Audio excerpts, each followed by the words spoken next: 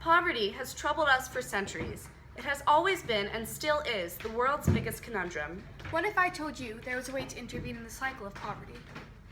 And what if I told you that way was through education? Put yourself in another person's shoes for a moment. You're a young girl. You live in a one-bedroom apartment with your mother and your two younger sisters. Your neighborhood is rough, crime rates are high. Your mother works 2 jobs and is rarely home. You attend your local public school with little resources and poor teachers. You and many of your peers face unstable home environments and financial difficulties, leaving little space for your education as a priority. Your environment is not conducive to learning, and whether you know it or not, you fall behind. You fail your 3rd year of high school and decide to drop out. Without a high school or college degree, you can't find a well-paying job or even a job with opportunities. You become stuck in a minimum wage job, struggling around the poverty line, and become eligible for food stamps. Eventually, you start a family. You work 70 hours a week, but it still isn't enough. You find that your children are growing up in the same situation as you did.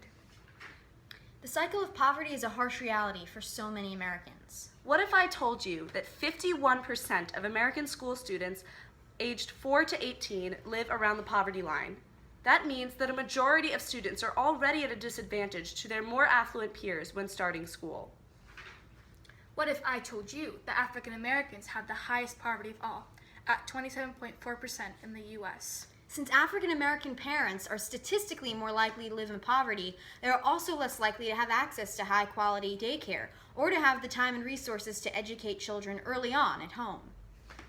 According to the Federal Interagency Forum on Child and Family Statistics, African American children scored overall lower in pre-kindergarten reading and math tests, and these numbers persisted until 12th grade.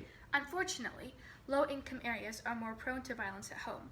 African American children are 6.2% more at risk for abuse and maltreatment than white children, a factor that has proven to have a detrimental effect on a child's education.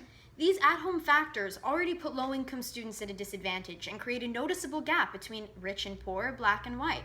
Our school system should help combat these disparities, but inequalities still exist. Allocating funds for education occurs at a state level, so standards differ from state to state and even district to district. The federal government does offer aid, but still 40% of schools that receive federal assistance receive overall less federal money than schools that are not eligible. This tells us that school districts pour more funds into maintaining already better performing schools rather than into schools which desperately need more funds. The cycle of poverty can be broken through education. By fostering education in underprivileged areas and inspiring students to reach beyond their circumstances, we and you can help close the gap between rich and poor and black and white. One organization that intervenes in the cycle of poverty through education is called My Right to Learn.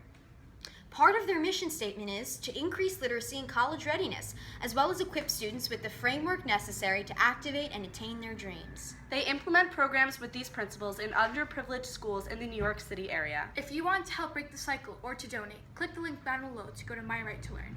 Thank you for taking the time to watch this.